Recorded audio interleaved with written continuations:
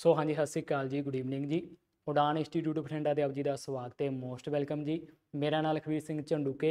एक बारी जल्दी मैसेज कर दो, मेरी आवाज़ ते स्क्रीन है जी प्रोपर की तुहानूं शो हो रही है। फिर आप क्लास नूं कंटिन्यू करते हैं। अज की क्लास दे विच आपां मोस्ट इंपोर्टेंट क्वेश्चन करांगे जिहड़े पीटेट फिजिकल एजुकेशन दे विच 101% आ सकते जी। सो ओके जी, मेरी आवाज़ है जी बिल्कुल सही आ रही है। सो आप क्लास नूं कंटिन्यू करते हैं। अज का अपना पहला क्वेश्चन की आ, तुसीं जल्दी मैसेज कर दोगे जी। हुण देखो जी, जिहड़ा हीमोग्लोबिन हुंदा यह फाउंड हुंदा जां फिर हीमोग्लोबिन हुंदा यह कित्थे पाया जांदा जी। ठीक है जी, हुण आपां नूं पता भी हीमोग्लोबिन हीमो की आ, इहदा मीनिंग की हुंदा जी, ग्लोबिन की आ उहदा मीनिंग की हुंदा, ये तुहानूं पता होना चाहिए।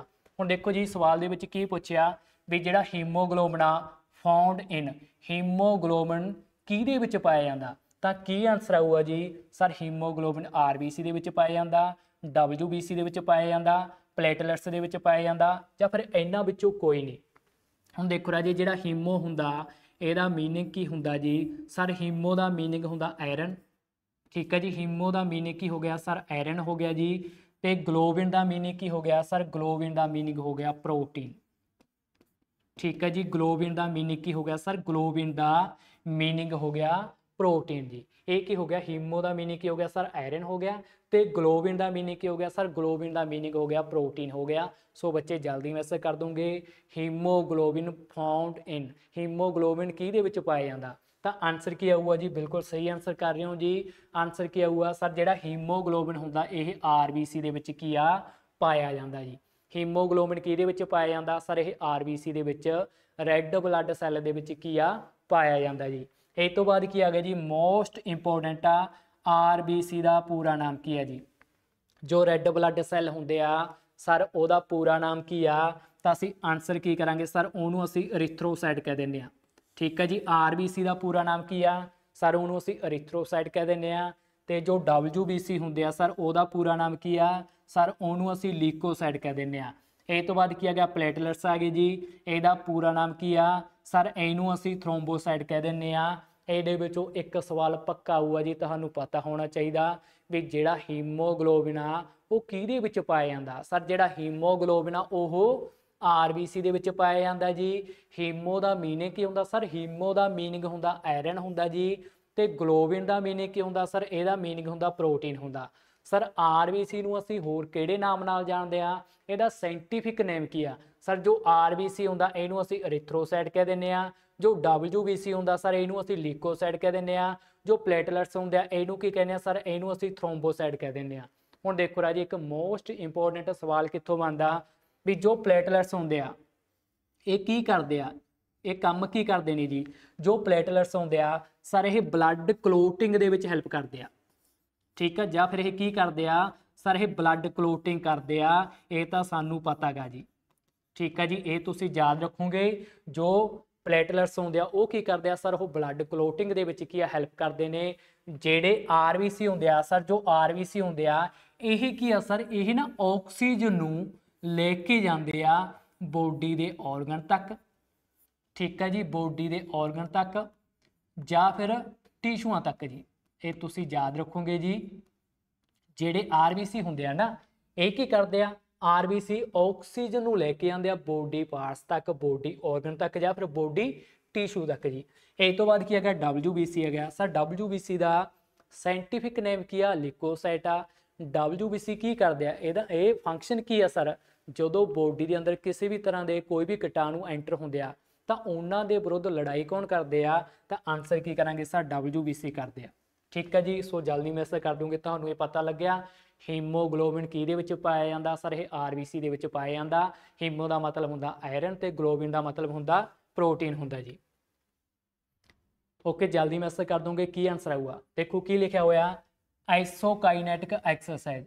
ठीक है जी, आइसोकाइनेटिक एक्सरसाइज नूं इहदा विकास जां फिर इहनूं डिवेलप कीता सी किहड़े व्यक्ति ने जी। की लिखा होया ये तुहानूं पता होना चाहिए भी आइसोकाइनेटिक एक्सरसाइज ਇਹਦਾ मीनिंग की ਹੁੰਦਾ। ਹੁਣ देखो राजी, एक आइसोमैट्रिक एक्सरसाइज ਹੁੰਦੀ ਆ, एक आइसोटोनिक ਹੁੰਦੀ ਆ, एक आइसोकाइनेटिक एक्सरसाइज ਹੁੰਦੀ ਆ। ਇਹਦੇ ਵਿੱਚ ਕੀ ਪੁੱਛਿਆ ਜੀ, जो आइसोकाइनेटिक एक्सरसाइज ਆ ਇਹਨੂੰ ਡਿਵੈਲਪ ਕੀਤਾ। ठीक है जी, ਇਹਦਾ विकास ਕੀਤਾ ਕਿਹੜੇ ਵਿਅਕਤੀ ਨੇ। ਕੀ ਆंसर ਆਊਗਾ, हटिंगर ਤੇ मुलर ने जी। ਡਾਕਟਰ ਲੋਰਮੇ ਨੇ ਜਾਂ ਫਿਰ ਜੇਮਸ ਪ੍ਰਾਈਨ ਨੇ ਜਾਂ ਫਿਰ ਇਹਨਾਂ ਵਿੱਚੋਂ ਕੋਈ ਨਹੀਂ। ਹੁਣ ਦੇਖੋ ਰਾਜੇ ਇਹਦਾ ਤਾਂ ਆਨਸਰ ਕੀ ਆਊਗਾ ਸਰ, ਇਹਦਾ ਆਨਸਰ ਆਊਗਾ ਸੀ ਆਊਗਾ। ਆਈਸੋਕਾਈਨੈਟਿਕ ਐਕਸਰਸਾइज ਇਹਨੂੰ ਡਿਵੈਲਪ ਕੀਤਾ ਜੇਮਸ ਪ੍ਰਾਈਨ ਨੇ ਜੀ। ਹੁਣ ਦੇਖੋ ਆਈਸੋਕਾਈਨੈਟਿਕ ਐਕਸਰਸਾइज ਕਿਹੜੀ ਹੁੰਦੀ ਹੈ ਜੀ, ਜਿਹੜੀ ਐਕਸਰਸਾइज ਅਸੀਂ ਵੱਡੀਆਂ ਮਸ਼ੀਨਾਂ ਤੇ ਕਰਦੇ ਹਾਂ ਜਾਂ ਫਿਰ ਜਿਮ ਦੇ ਵਿੱਚ ਜਾ ਕੇ ਕਰਦੇ ਹਾਂ, ਵੱਡੀਆਂ ਮਸ਼ੀਨਾਂ ਤੇ ਸੇਮ ਸਪੀਡ ਤੇ ਕੋਈ ਨਾ ਕੋਈ ਐਕਸਰਸਾइज ਕਰਦੇ ਹਾਂ, ਉਹਨੂੰ ਕੀ ਕਹਿੰਦੇ ਅਸੀਂ, ਇਹ ਐਗਜ਼ਾਮਪਲ ਹੋ ਆਈਸੋਕਾਈਨੈਟਿਕ ਐਕਸਰਸਾइज ਦੀ। ਹੁਣ ਦੇਖੋ ਜੀ ਕੋਈ ਵੀ ਅਸੀਂ ਐਕਸਰਸਾइज ਕਰ ਰਹੇ ਹਾਂ ਉਹ ਜੀ ਸੇਮ ਸਪੀਡ ਤੇ ਕਰ ਰਹੇ ਹਾਂ, ਠੀਕ ਹੈ ਜੀ, ਉਹ ਕੀ ਆ ਅਸੀਂ ਸੇਮ ਸਪੀਡ ਤੇ ਕਰ ਰਹੇ ਹਾਂ, ਤਾਂ ਇਹ ਕੀ ਦੀ ਐਗਜ਼ਾਮਪਲ ਹੋ ਸਰ, ਇਹ ਆਈਸੋਕਾਈਨੈਟਿਕ ਐਕਸਰਸਾइज ਦੀ ਕੀ ਆ ਐਗਜ਼ਾਮਪਲ ਹੋ। ਹੁਣ ਦੇਖੋ ਜੀ ਕੀ ਲਿਖਿਆ, ਆਈਸੋਮੈਟ੍ਰਿਕ ਐਕਸਰਸਾइज ਲਿਖਿਆ ਹੋਇਆ ਜੀ, ਠੀਕ ਆ, ਆਪਾਂ ਪਹਿਲਾਂ ਵੀ ਕਰ ਚੁੱਕੇ ਹਾਂ ਜੀ ਥਿਊਰੀ ਕਲਾਸ ਦੇ ਵਿੱਚ। ਆਈਸੋਮੈਟ੍ਰਿਕ ਐਕਸਰਸਾइज ਕੀ ਹੁੰਦੀ ਹੈ ਜੀ, ਮੈਂ ਕੀ ਆ ਕੰਧ ਨੂੰ ਕੀ ਆ ਧੱਕਾ ਲਾ ਰਿਹਾ, ਮੈਂ ਕੰਧ ਨੂੰ ਧੱਕਾ ਲਾ ਰਿਹਾ ਤੇ ਜਿਹੜੇ ਮੇਰੇ ਮਸਲ ਦੀ ਲੈਂਥ ਕੀ ਆ ਬਿਲਕੁਲ ਵੀ ਚੇਂਜ ਨਹੀਂ ਹੋ ਰਹੀ, ਤਾਂ ਇਹ ਕਿਹਦੀ ਐਗਜ਼ਾਮਪਲ ਆ ਜੀ ਸਰ, ਇਹ ਆਈਸੋਮੈਟ੍ਰਿਕ ਐਕਸਰਸਾइज ਦੀ ਐਗਜ਼ਾਮਪਲ ਆ ਜੀ। ਤੇ ਇਹਦੇ ਫਾਦਰ ਕੌਣ ਆ ਸਰ, ਇਹਦੇ ਫਾਦਰ ਆ ਹਟਿੰਗਰ ਤੇ ਮੁੱਲਰ ਜੀ, ਠੀਕ ਹੈ ਜੀ, ਇਹਦੇ ਫਾਦਰ ਕੌਣ ਆ ਸਰ, ਹਟਿੰਗਰ ਤੇ ਮੁੱਲਰ ਕੌਣ ਆ ਜੀ, ਆਈਸੋਮੈਟ੍ਰਿਕ ਐਕਸਰਸਾइज ਦੇ ਫਾਦਰ ਆ ਜੀ। ਫੋਰ ਐਗਜ਼ਾਮਪਲ ਕੀ ਹੋ ਗਿਆ ਸਰ, ਅਸੀਂ ਕੀ ਆ ਕੰਧ ਨੂੰ ਧੱਕਾ ਲਾ ਰਹੇ ਹਾਂ ਜੀ, ਜਦੋਂ ਅਸੀਂ ਕੰਧ ਨੂੰ ਧੱਕਾ ਲਾ ਰਹੇ ਹਾਂ ਜਿਹੜੇ ਸਾਡੇ ਮਸਲ ਆ ਉਹਦੀ ਜਿਹੜੀ ਲੈਂਥ ਆ ਬਿਲਕੁਲ ਵੀ ਚੇਂਜ ਨਹੀਂ ਹੋ ਰਹੀ, ਤਾਂ ਇਹ ਐਗਜ਼ਾਮਪਲ ਕਿਹਦੀ ਆ ਸਰ, ਇਹ ਆਈਸੋਮੈਟ੍ਰਿਕ ਐਕਸਰਸਾइज ਦੀ ਕੀ ਆ ਐਗਜ਼ਾਮਪਲ ਆ ਜੀ। ਇਹ ਤੋਂ ਬਾਅਦ ਕੀ ਆ ਗਿਆ ਜੀ, ਆਈਸੋਟੋਨਿਕ ਐਕਸਰਸਾइज ਆ ਗਿਆ ਜੀ। ਆਈਸੋਟੋਨਿਕ ਐਕਸਰਸਾइज ਇਹਦਾ ਮੀਨਿੰਗ ਕੀ ਹੁੰਦਾ ਜੀ, ਜਦੋਂ ਅਸੀਂ ਜਿਮ ਦੇ ਵਿੱਚ ਜਾ ਕੇ ਡੰਬਲ ਦੇ ਨਾਲ ਕੋਈ ਐਕਸਰਸਾइज ਕਰ ਰਹੇ ਹਾਂ, ਦੇਖੋ ਮੈਂ ਡੰਬਲ ਲਾ ਰਿਹਾ ਜੀ, ਜਦੋਂ ਮੈਂ ਡੰਬਲ ਦੇ ਨਾਲ ਕੋਈ ਐਕਸਰਸਾइज ਕਰ ਰਿਹਾ ਤਾਂ ਜਿਹੜੇ ਮੇਰੇ ਮਸਲ ਦੀ ਜਿਹੜੀ ਲੈਂਥ ਆ ਉਹ ਚੇਂਜ ਹੋ ਰਹੀ ਆ, ਠੀਕ ਹੈ ਜੀ, ਤਾਂ ਇਹਨੂੰ ਕੀ ਕਹਾਂਗੇ ਅਸੀਂ ਆਈਸੋਟੋਨਿਕ ਕਹਾਂਗੇ। ਤੇ ਇਹਦੇ ਫਾਦਰ ਕੌਣ ਆ ਸਰ, ਇਹਦੇ ਫਾਦਰ ਆ ਡੀ ਲੋਰਮੇ ਜਾਂ ਫਿਰ ਡਾਕਟਰ ਲੋਰਮੇ ਕੌਣ ਆ ਜੀ, ਇਹਦੇ ਫਾਦਰ ਆ ਜੀ। ਤਾਂ ਤੁਸੀਂ ਜਲਦੀ ਮਿਸ ਕਰ ਦਿਓ ਜੀ, ਤੁਹਾਨੂੰ ਪਤਾ ਲੱਗਿਆ ਆਈਸੋਮੈਟ੍ਰਿਕ ਕੀ ਹੁੰਦੀ ਹੈ ਜੀ, ਠੀਕ ਹੈ, ਮੈਂ ਕਿਸੇ ਕੰਧ ਨੂੰ ਧੱਕਾ ਲਾ ਰਿਹਾ ਤੇ ਮੇਰੀ ਮਸਲ ਦੀ ਲੈਂਥ ਬਿਲਕੁਲ ਵੀ ਚੇਂਜ ਨਹੀਂ ਹੋ ਰਹੀ। ਆਈਸੋਟੋਨਿਕ ਕੀ ਹੁੰਦੀ ਹੈ ਜੀ, ਮੈਂ ਡੰਬਲ ਦੇ ਨਾਲ ਕੋਈ ਐਕਸਰਸਾइज ਕਰ ਰਿਹਾ ਜੀ, ਮੇਰੀ ਮਸਲ ਦੀ ਲੈਂਥ ਕੀ ਆ ਚੇਂਜ ਹੋ ਰਹੀ ਹੈ ਜੀ। ਤੇ ਆਈਸੋਕਾਈਨੈਟਿਕ ਐਕਸਰਸਾइज ਕਿਹੜੀ ਹੁੰਦੀ ਹੈ ਜੀ, ਜਿਹੜੀ ਐਕਸਰਸਾइज ਅਸੀਂ ਵੱਡੀਆਂ ਮਸ਼ੀਨਾਂ ਤੇ ਕਰਦੇ ਹਾਂ ਜੀ, ਜਿਵੇਂ ਟ੍ਰੈਡਮਿਲ ਹੋ ਗਿਆ ਜੀ, ਤੇ ਉਹ ਕਿਹਦੀ ਐਗਜ਼ਾਮਪਲ ਹੈ ਜੀ, ਉਹ ਆਈਸੋਕਾਈਨੈਟਿਕ ਐਕਸਰਸਾइज ਦੀ ਕੀ ਹੈ ਜੀ, ਉਹ ਐਗਜ਼ਾਮਪਲ ਹੈ ਜੀ। ਓਕੇ, ਜਲਦੀ ਮੈਸੇਜ ਕਰੋਗੇ। ਹੁਣ ਦੇਖੋ ਜੀ ਹਿਊਮਨ ਬੋਡੀ ਦੇ ਵਿੱਚ ਲੌਂਗੈਸਟ ਮਸਲ ਆ, ਉਹਦਾ ਨਾਮ ਕੀ ਹੈ ਜੀ, ਲੌਂਗੈਸਟ ਮਸਲ ਇਨ ਦਾ ਹਿਊਮਨ ਬੋਡੀ, ਤਾਂ ਅਸੀਂ ਆਨਸਰ ਕੀ ਕਰਾਂਗੇ ਸਰ, ਉਹਨੂੰ ਅਸੀਂ ਡੈਲਟੋਇਡ ਕਹਿ ਦਿੰਦੇ ਆ, ਉਹਨੂੰ ਅਸੀਂ ਸਟੈਪੇਡੀਅਸ ਕਹਿ ਦਿੰਦੇ ਆ, ਜਾਂ ਉਹਨੂੰ ਅਸੀਂ ਪੈਕਟੋਰੇਲੀਅਸ ਕਹਿ ਦਿੰਦੇ ਆ, ਜਾਂ ਫਿਰ ਉਹਨੂੰ ਅਸੀਂ ਸਾਰਟੋਰੀਅਸ ਮਸਲ ਕਹਿ ਦਿੰਦੇ ਆ ਜੀ। ਹਿਊਮਨ ਬੋਡੀ ਦੇ ਵਿੱਚ ਸਭ ਤੋਂ ਲੌਂਗੈਸਟ ਮਸਲ ਕਿਹੜਾ, ਸਭ ਤੋਂ ਪਹਿਲਾਂ ਦੇਖੋ ਇਹ ਕੀ ਲਿਖਿਆ, ਸਟੈਪੇਡੀਅਸ ਲਿਖਿਆ ਹੋਇਆ, ਆਪਾਂ ਥਿਊਰੀ ਕਲਾਸ ਦੇ ਵਿੱਚ ਕੀਤਾ ਸੀ, ਇਹਨੂੰ ਕੀ ਲਿਖਿਆ ਜੀ, ਸਟੈਪੇਡੀਅਸ ਲਿਖਿਆ ਹੋਇਆ। ਇਹ ਕੀ ਹੈ ਜੀ, ਹਿਊਮਨ ਬੋਡੀ ਦੇ ਅੰਦਰ ਕੀ ਆ ਸਭ ਤੋਂ ਸਮੋਲੈਸਟ ਮਸਲ ਹੁੰਦਾ ਜੀ, ਠੀਕ ਹੈ ਜੀ, ਇਹ ਕੀ ਹੁੰਦਾ, ਹਿਊਮਨ ਬੋਡੀ ਦੇ ਅੰਦਰ ਸਭ ਤੋਂ ਸਮੋਲੈਸਟ ਮਸਲ ਹੁੰਦਾ ਜੀ, ਇਹ ਤਾਂ ਆਪਸ਼ਨ ਕੱਟੀ ਗਈ ਜੀ, ਠੀਕ ਹੈ ਜੀ। ਇਹ ਤੋਂ ਬਾਅਦ ਦੇਖੋ ਜੀ, ਇਹ ਤੋਂ ਬਾਅਦ ਆ ਗਿਆ ਡੈਲਟੋਇਡ ਮਸਲ, ਇਹ ਕਿੱਥੇ ਹੁੰਦਾ, ਸਾਡੇ ਸ਼ੋਲਡਰ ਦੇ ਵਿੱਚ ਹੁੰਦਾ, ਠੀਕ ਹੈ ਜੀ, ਇਹ ਵੀ ਕੱਟੀ ਗਈ ਆਪਸ਼ਨ। ਇਹ ਤੋਂ ਬਾਅਦ ਕੀ ਹੈਗਾ ਪੈਕਟੋਰੇਲੀਅਸ, ਠੀਕ ਹੈ ਜੀ, ਪੈਕਟੋਰੇਲੀਅਸ ਮਸਲ ਕਿਹੜਾ ਹੁੰਦਾ, ਇਹਨੂੰ ਸਰ ਅਸੀਂ ਚੈਸਟ ਮਸਲ ਕਹਿ ਦਿੰਦੇ ਆ, ਠੀਕ ਹੈ ਜੀ, ਇਹਨੂੰ ਕੀ ਕਹਿੰਦੇ ਆ ਸਰ, ਇਹਨੂੰ ਅਸੀਂ ਚੈਸਟ ਮਸਲ ਕਹਿ ਦਿੰਦੇ ਆ। ਸੋ ਆਨਸਰ ਕੀ ਆਊਗਾ ਜੀ, ਇਹ ਦੇਖੋ ਜਿਹੜਾ ਆਹ ਵਾਲਾ ਮਸਲ ਆ ਜੀ, ਠੀਕ ਹੈ ਜੀ, ਇਹ ਮਸਲ ਨੂੰ ਅਸੀਂ ਕੀ ਕਹਿੰਦੇ ਆ ਸਰ, ਇਹਨੂੰ ਅਸੀਂ ਥਾਈ ਮਸਲ ਵੀ ਕਹਿ ਦਿੰਦੇ ਆ, ਠੀਕ ਹੈ ਜੀ। ਤੇ ਇਹ ਸਰ ਲੌਂਗੈਸਟ ਮਸਲ ਹੁੰਦਾ ਇਨ ਦਾ ਹਿਊਮਨ ਬੋਡੀ ਦੇ ਵਿੱਚ ਸਭ ਤੋਂ ਜਿਹੜਾ ਲੌਂਗੈਸਟ ਮਸਲ ਹੁੰਦਾ ਉਹਦੀ ਲੋਕੇਸ਼ਨ ਕਿੱਥੇ ਹੁੰਦੀ ਆ ਸਰ, ਇਹ ਸਾਡੇ ਥਾਈ ਦੇ ਵਿੱਚ ਹੁੰਦਾ। ਤੇ ਇਹਨੂੰ ਅਸੀਂ ਹੋਰ ਕਿਹੜੇ ਨਾਮ ਨਾਲ ਜਾਣਦੇ ਆ ਸਰ, ਇਹਨੂੰ ਅਸੀਂ ਸਾਰਟੋਰੀਅਸ ਮਸਲ ਕਹਿ ਦਿੰਦੇ ਆ ਜੀ। ਇਹ ਤੁਸੀਂ ਯਾਦ ਰੱਖੋਗੇ, ਇੰਪੋਰਟੈਂਟ ਆ ਜੀ। ਹਿਊਮਨ ਬੋਡੀ ਦੇ ਵਿੱਚ ਸਭ ਤੋਂ ਲੌਂਗੈਸਟ ਮਸਲ ਕਿਹੜਾ, ਤਾਂ ਆਨਸਰ ਕੀ ਕਰਾਂਗੇ ਸਰ, ਇਹਨੂੰ ਅਸੀਂ ਸਾਰਟੋਰੀਅਸ ਮਸਲ ਕਹਿ ਦਿੰਦੇ ਆ। ਹਿਊਮਨ ਬੋਡੀ ਦੇ ਵਿੱਚ ਸਭ ਤੋਂ ਸਮੋਲੈਸਟ ਮਸਲ ਕਿਹੜਾ ਜੀ, ਆਨਸਰ ਕੀ ਕਰਾਂਗੇ ਸਰ, ਇਹਨੂੰ ਅਸੀਂ ਸਟੈਪੇਡੀਅਸ ਮਸਲ ਕਹਿ ਦਿੰਦੇ ਆ ਜੀ। ਹੁਣ ਦੇਖੋ ਜੀ ਮਾਇਓਲੋਜੀ ਕੀ ਹੁੰਦਾ, ਮਾਇਓਲੋਜੀ ਕੀ ਹੁੰਦਾ ਜੀ, ਜਦੋਂ ਅਸੀਂ ਮਸਲ ਦੀ ਸਟੱਡੀ ਕਰ ਰਹੇ ਹਾਂ ਜੀ ਤਾਂ ਉਹਨੂੰ ਕੀ ਕਹਿੰਦੇ ਆ ਸਰ, ਉਹਨੂੰ ਅਸੀਂ ਮਾਇਓਲੋਜੀ ਕਹਿ ਦਿੰਦੇ ਆ। ਇਹ ਤੁਸੀਂ ਯਾਦ ਰੱਖੋਗੇ। ਥਾਈ ਮਸਲ ਕਿਹੜਾ ਹੁੰਦਾ ਜੀ, ਸਾਰਟੋਰੀਅਸ ਨੂੰ ਅਸੀਂ ਥਾਈ ਮਸਲ ਕਹਿ ਦਿੰਦੇ ਆ। ਸਮੋਲੈਸਟ ਮਸਲ ਕਿਹੜਾ ਹੁੰਦਾ ਜੀ, ਸਟੈਪੇਡੀਅਸ ਨੂੰ ਅਸੀਂ ਕੀ ਆ, ਸਮੋਲੈਸਟ ਮਸਲ ਕਹਿ ਦਿੰਦੇ ਆ। ਇੱਕ ਵਾਰੀ ਮੈਸੇਜ ਕਰ ਦਿਓ, ਤੁਹਾਨੂੰ ਪਤਾ ਲੱਗੇ ਜੀ ਲੌਂਗੈਸਟ ਮਸਲ ਕਿਹੜਾ ਹੁੰਦਾ, ਸਮੋਲੈਸਟ ਮਸਲ ਕਿਹੜਾ ਹੁੰਦਾ ਜੀ, ਥਾਈ ਮਸਲ ਕਿਹਨੂੰ ਕਹਿੰਦੇ ਆ ਜੀ। ਓਕੇ ਜੀ, ਜਲਦੀ ਮੈਸੇਜ ਕਰੋਗੇ, ਕੀ ਆਨਸਰ ਆਊਗਾ ਜੀ, ਇੱਕ ਵਾਰੀ ਜਲਦੀ ਮੈਸੇਜ ਕਰੋਗੇ ਜੀ, ਕੀ ਆਨਸਰ ਆਊਗਾ। ਡਾਇਨੈਮੋਮੀਟਰ ਕੀ ਇੱਕ ਟੂਲ ਆ ਜੀ, ਇਹਦੇ ਰਾਹੀਂ ਅਸੀਂ ਕੀ ਮੈਜਰਮੈਂਟ ਕਰ ਸਕਦੇ ਹਾਂ। ਕੀ ਲਿਖਿਆ ਹੋਇਆ ਰਾਜੇ, ਡਾਇਨੈਮੋਮੀਟਰ ਲਿਖਿਆ ਹੋਇਆ, ਇਹਦੇ ਰਾਹੀਂ ਅਸੀਂ ਕੀ ਮੈਜਰ ਕਰ ਸਕਦੇ ਹਾਂ ਜਾਂ ਫਿਰ ਕੀ ਮੈਜਰਮੈਂਟ ਕਰ ਸਕਦੇ ਹਾਂ। ਇਹਦੇ ਰਾਹੀਂ ਸਰ ਅਸੀਂ ਫਲੈਕਸੀਬਿਲਿਟੀ ਨੂੰ ਮਾਪ ਸਕਦੇ ਹਾਂ ਜੀ, ਇਹਦੇ ਰਾਹੀਂ ਸਰ ਅਸੀਂ ਐਜਿਲਿਟੀ ਹੋ ਗਈ, ਜਾਂ ਫਿਰ ਇਹਦੇ ਰਾਹੀਂ ਅਸੀਂ ਸਟਰੈਂਥ ਨੂੰ ਮਾਪ ਸਕਦੇ ਹਾਂ, ਜਾਂ ਫਿਰ ਇਹਦੇ ਰਾਹੀਂ ਅਸੀਂ ਸਪੀਡ ਨੂੰ ਕੀ ਆ ਮੇਜਰ ਕਰ ਸਕਦੇ ਹਾਂ ਜੀ। ਡਾਇਨੈਮੋਮੀਟਰ ਦੇ ਰਾਹੀਂ ਅਸੀਂ ਕੀ ਮਾਪ ਸਕਦੇ ਹਾਂ ਜੀ, ਕੀ ਆਨਸਰ ਆਊਗਾ। ਸਾਰਿਆਂ ਨੂੰ ਸਤਿ ਸ੍ਰੀ ਅਕਾਲ ਜੀ, ਗੁੱਡ ਈਵਨਿੰਗ। ਇੱਕ ਵਾਰੀ ਜਲਦੀ ਮੈਸੇਜ ਕਰੋਗੇ, ਡਾਇਨੈਮੋਮੀਟਰ ਦੇ ਰਾਹੀਂ ਅਸੀਂ ਕੀ ਮਾਪ ਸਕਦੇ ਹਾਂ ਜੀ, ਇਹਦੇ ਰਾਹੀਂ ਅਸੀਂ ਕੀ ਮੈਜਰ ਕਰ ਸਕਦੇ ਹਾਂ। ਬਿਲਕੁਲ ਸਹੀ ਹੈ ਜੀ, ਜੋ ਡਾਇਨੈਮੋਮੀਟਰ ਹੁੰਦਾ ਸਰ ਇਹਦੇ ਰਾਹੀਂ ਅਸੀਂ ਸਟਰੈਂਥ ਨੂੰ ਕੀ ਆ ਮਾਪ ਸਕਦੇ ਹਾਂ। ਆਨਸਰ ਕੀ ਆ ਜਾਊਗਾ, ਸੀ ਆਨਸਰ ਕੀ ਆ ਰਿਹਾ ਜੀ, ਬਿਲਕੁਲ ਸਹੀ ਆ। ਹੁਣ ਦੇਖੋ ਜੀ ਕੀ ਲਿਖਿਆ, ਸਟੈਂਥੋਸਕੋਪ ਲਿਖਿਆ ਹੋਇਆ। ਸਟੈਂਥੋਸਕੋਪ ਕੀ ਹੁੰਦਾ ਜੀ ਸਰ, ਇਹ ਇੱਕ ਟੂਲ ਹੁੰਦਾ ਜਿਹਦੇ ਰਾਹੀਂ ਅਸੀਂ ਹਾਰਟਬੀਟ ਜਾਂ ਫਿਰ ਆਪਣੀ ਪਲਸ ਨੂੰ ਕੀ ਆ ਮਾਪ ਸਕਦੇ ਹਾਂ ਜੀ। ਠੀਕ ਹੈ ਜੀ, ਸਟੈਂਥੋਸਕੋਪ ਕੀ ਹੁੰਦਾ ਜੀ, ਜਿਹਦੇ ਰਾਹੀਂ ਅਸੀਂ ਕੀ ਹਾਰਟਬੀਟ ਨੂੰ ਮਾਪ ਸਕਦੇ ਹਾਂ ਜੀ। ਇਹ ਤੁਸੀਂ ਯਾਦ ਰੱਖੋਗੇ, ਜਿਹਦੇ ਰਾਹੀਂ ਅਸੀਂ ਕੀ ਆ ਸਰ ਹਾਰਟਬੀਟ ਨੂੰ ਮਾਪ ਸਕਦੇ ਹਾਂ, ਉਹਨੂੰ ਸਟੈਂਥੋਸਕੋਪ ਕਹਿ ਦਿੰਦੇ ਆ। ਇਹ ਤੋਂ ਬਾਅਦ ਕੀ ਆ ਗਿਆ, ਸਫੈਗਮੋਮੈਨੋਮੀਟਰ ਜੀ, ਮੋਸਟ ਇੰਪੋਰਟੈਂਟ ਆ ਜੀ। ਇਹ ਤੇ ਤੁਸੀਂ ਸਟਾਰ ਲਾ ਲਓ ਜੀ। ਇੱਥੋਂ ਇੱਕ ਸਵਾਲ ਪੱਕਾ ਹੁੰਦਾ ਜੀ, ਸਫੈਗਮੋਮੈਨੋਮੀਟਰ ਕੀ ਹੁੰਦਾ ਸਰ, ਇਹ ਇੱਕ ਟੂਲ ਹੁੰਦਾ ਜੀ। ਠੀਕ ਹੈ ਜੀ, ਇਹ ਕੀ ਹੁੰਦਾ, ਇੱਕ ਟੂਲ ਹੁੰਦਾ ਜੀ। ਇਹਦੇ ਨਾਲ ਅਸੀਂ ਕੀ ਮਾਪ ਸਕਦੇ ਹਾਂ ਸਰ, ਇਹਦੇ ਨਾਲ ਅਸੀਂ ਬਲੱਡ ਪ੍ਰੈਸ਼ਰ ਨੂੰ ਕੀ ਆ ਸਰ ਮਾਪ ਸਕਦੇ ਹਾਂ। ਇਹ ਸਵਾਲ ਤਾਂ ਪੱਕਾ ਪੇਪਰ ਦੇ ਵਿੱਚ ਬਣ ਸਕਦਾ ਵੀ ਜੋ ਸਫੈਗਮੋਮੈਨੋਮੀਟਰ ਹੁੰਦਾ ਉਹਦੇ ਰਾਹੀਂ ਅਸੀਂ ਕੀ ਮੇਜਰ ਕਰ ਸਕਦੇ ਹਾਂ, ਕੀ ਮਾਪ ਸਕਦੇ ਹਾਂ। ਤਾਂ ਆਨਸਰ ਕੀ ਕਰਾਂਗੇ ਸਰ, ਇਹਦੇ ਨਾਲ ਅਸੀਂ ਬਲੱਡ ਪ੍ਰੈਸ਼ਰ ਨੂੰ ਕੀ ਆ ਮਾਪ ਸਕਦੇ ਹਾਂ। ਡਾਇਨੈਮੋਮੀਟਰ ਦੇ ਰਾਹੀਂ ਅਸੀਂ ਸਟਰੈਂਥ ਨੂੰ ਕੀ ਆ ਮਾਪ ਸਕਦੇ ਹਾਂ ਜੀ। ਠੀਕ ਹੈ ਰਾਜੇ, ਓਕੇ। ਜਲਦੀ ਮੈਸੇਜ ਕਰੋਗੇ, ਕੀ ਆਨਸਰ ਆਊਗਾ। ਮੋਸਟ ਇੰਪੋਰਟੈਂਟ ਸਵਾਲ ਆ ਪੇਪਰ ਦੇ ਵਿੱਚ ਆ ਸਕਦਾ, ਕੀ ਆਨਸਰ ਆਊਗਾ ਜੀ। ਕਿਹੜੀਆਂ ਓਲੰਪਿਕ ਗੇਮਾਂ ਦੇ ਵਿੱਚ ਔਰਤਾਂ ਨੇ ਪਹਿਲੀ ਵਾਰ ਪਾਰਟਿਸਿਪੇਟ ਕੀਤਾ ਸੀ। ਠੀਕ ਹੈ ਜੀ, ਕਿਹੜੀਆਂ ਓਲੰਪਿਕ ਗੇਮਾਂ ਦੇ ਵਿੱਚ ਔਰਤਾਂ ਨੇ ਪਹਿਲੀ ਵਾਰ ਪਾਰਟਿਸਿਪੇਟ ਕੀਤਾ ਸੀ। ਹੁਣ ਦੇਖੋ ਜੀ, ਆਪਾਂ ਨੂੰ ਪਤਾ 1896 ਦੇ ਵਿੱਚ ਪਹਿਲੀ ਵਾਰ ਜਿਹੜੀਆਂ ਸਮਰ ਓਲੰਪਿਕ ਗੇਮਾਂ ਨੇ, ਆਧੁਨਿਕ ਸਮਰ ਓਲੰਪਿਕ ਗੇਮਾਂ ਨੇ ਪਹਿਲੀ ਵਾਰ ਜੀ 1896 ਦੇ ਵਿੱਚ ਹੋਈਆਂ ਸੀਗੀਆਂ। ਇਹ ਤੋਂ ਬਾਅਦ ਕੀ ਆ ਗਿਆ, 1900 ਦੇ ਵਿੱਚ ਜਿਹੜੀਆਂ ਓਲੰਪਿਕ ਗੇਮਾਂ ਨੇ ਉਹ ਪੈਰਿਸ ਦੇ ਵਿੱਚ ਹੋਈਆਂ, 1920 ਦੇ ਵਿੱਚ ਐਂਟਵਰਪ ਦੇ ਵਿੱਚ ਹੋਈਆਂ, 1928 ਦੇ ਵਿੱਚ ਐਮਸਟਰਡਮ ਦੇ ਵਿੱਚ ਗੇਮਾਂ ਹੋਈਆਂ ਜੀ। ਬਟ ਆਪਾਂ ਕੀ ਦੱਸਣਾ, ਕਿਹੜੀਆਂ ਓਲੰਪਿਕ ਗੇਮਾਂ ਦੇ ਵਿੱਚ ਔਰਤਾਂ ਨੇ ਪਹਿਲੀ ਵਾਰ ਪਾਰਟਿਸਿਪੇਟ ਕੀਤਾ ਸੀ। ਸੋ ਆਨਸਰ ਕੀ ਆਊਗਾ ਸਰ, 1900 ਦੇ ਵਿੱਚ ਜਿਹੜੀਆਂ ਓਲੰਪਿਕ ਗੇਮਾਂ ਪੈਰਿਸ ਦੇ ਵਿੱਚ ਹੋਈਆਂ ਸੀ, ਇਹਨਾਂ ਗੇਮਾਂ ਦੇ ਵਿੱਚ ਔਰਤਾਂ ਨੇ ਪਹਿਲੀ ਵਾਰ ਪਾਰਟਿਸਿਪੇਟ ਕੀਤਾ ਸੀ। ਹੁਣ ਦੇਖੋ ਜੀ 1920 ਦੇ ਵਿੱਚ ਜਿਹੜੀਆਂ ਸਮਰ ਓਲੰਪਿਕ ਗੇਮਾਂ ਨੇ ਇਹ ਐਂਟਵਰਪ ਦੇ ਵਿੱਚ ਹੋਈਆਂ ਸੀ। ਇਹਨਾਂ ਗੇਮਾਂ ਦੇ ਵਿੱਚ ਪਹਿਲੀ ਵਾਰ ਕੀ ਆ, ਓਲੰਪਿਕ ਗੇਮਾਂ ਦੇ ਵਿੱਚ ਔਥ ਨੂੰ ਲਿਆ ਗਿਆ ਸੀਗਾ ਜੀ। ਠੀਕ ਆ, ਮੋਸਟ ਇੰਪੋਰਟੈਂਟ ਆ ਜੀ। ਓਲੰਪਿਕ ਗੇਮਾਂ ਦੇ ਵਿੱਚ ਪਹਿਲੀ ਵਾਰ ਜਿਹੜੀ ਔਥ ਲਈ ਗਈ ਸੀ ਉਹ 1920 ਦੇ ਵਿੱਚ ਲਈ ਗਈ ਸੀਗੀ ਜੀ। ਇਹ ਤੋਂ ਬਾਅਦ ਦੇਖੋ ਜੀ 1928 ਦੇ ਵਿੱਚ ਜਿਹੜੀਆਂ ਇਹ ਗੇਮਾਂ ਹੋਈਆਂ ਸੀ ਐਮਸਟਰਡਮ ਦੇ ਵਿੱਚ ਹੋਈਆਂ ਸੀ। ਇਹਨਾਂ ਗੇਮਾਂ ਦੇ ਵਿੱਚ ਇੰਡੀਅਨ ਹਾਕੀ ਟੀਮ ਦਾ ਕਿਹੜਾ ਮੈਡਲ ਆਇਆ ਸੀ, ਇੱਕ ਵਾਰੀ ਮੈਸੇਜ ਕਰ ਦਿਓ ਜੀ। ਇੰਡੀਅਨ ਹਾਕੀ ਟੀਮ ਦਾ ਜੀ ਕਿਹੜਾ ਮੈਡਲ ਆਇਆ ਸੀ, ਸਾਰੇ ਬੱਚੇ ਇੱਕ ਵਾਰੀ ਮੈਸੇਜ ਕਰਕੇ ਜਲਦੀ ਦੱਸੋਗੇ ਜੀ। 1928 ਦੇ ਵਿੱਚ ਜਿਹੜੀਆਂ ਓਲੰਪਿਕ ਗੇਮਾਂ ਨੇ ਐਮਸਟਰਡਮ ਦੇ ਵਿੱਚ ਇਹ ਗੇਮਾਂ ਹੋਈਆਂ ਸੀ। ਇਹਨਾਂ ਗੇਮਾਂ ਦੇ ਵਿੱਚ ਇੰਡੀਅਨ ਹਾਕੀ ਟੀਮ ਨੇ ਪਾਰਟਿਸਿਪੇਟ ਕੀਤਾ ਜੀ। ਤੇ ਇੰਡੀਅਨ ਹਾਕੀ ਟੀਮ ਦਾ ਕਿਹੜਾ ਮੈਡਲ ਆਇਆ ਸੀ, ਬਿਲਕੁਲ ਸਹੀ ਮੈਸੇਜ ਕਰ ਰਹੇ ਹੋ ਸਰ। ਕਿਹੜਾ ਮੈਡਲ ਆਇਆ ਸੀ, ਗੋਲਡ ਮੈਡਲ ਆਇਆ ਸੀਗਾ ਜੀ।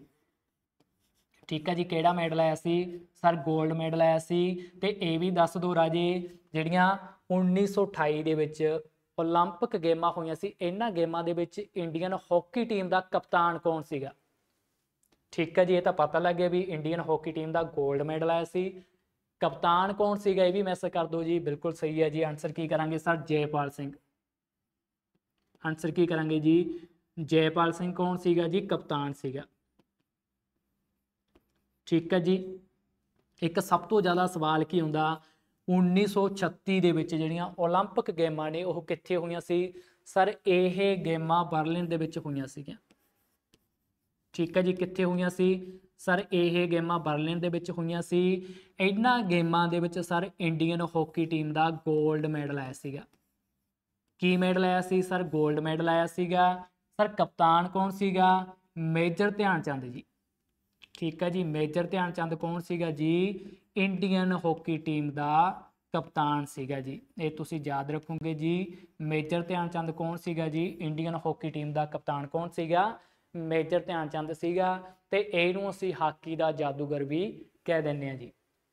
ਠੀਕ ਹੈ ਜੀ। ਹੋਰ ਕੀ ਜਿਵੇਂ ਤੁਸੀਂ ਯਾਦ ਰੱਖੋਗੇ ਰਾਜੇ, ਜਿਵੇਂ ਆਪਾਂ ਨੂੰ ਪਤਾ ਲੱਗਾ ਵੀ 1896 ਦੇ ਵਿੱਚ ਪਹਿਲੀ ਵਾਰ ਇਹ ਗੇਮਾਂ ਹੋਈਆਂ ਸੀਗੀਆਂ, 1900 ਦੇ ਵਿੱਚ ਪੈਰਿਸ ਦੇ ਵਿੱਚ ਹੋਈਆਂ ਸੀਗੀਆਂ, 1920 ਦੇ ਵਿੱਚ ਇਹ ਗੇਮਾਂ ਐਂਟਵਰਪ ਦੇ ਵਿੱਚ ਹੋਈਆਂ ਸੀਗੀਆਂ, ਪਹਿਲੀ ਵਾਰ ਔਥ ਲਈ ਗਈ ਸੀਗੀ, 1928 ਦੇ ਵਿੱਚ ਐਮਸਟਰਡਮ ਦੇ ਵਿੱਚ ਗੇਮਾਂ ਹੋਈਆਂ ਸੀਗੀਆਂ।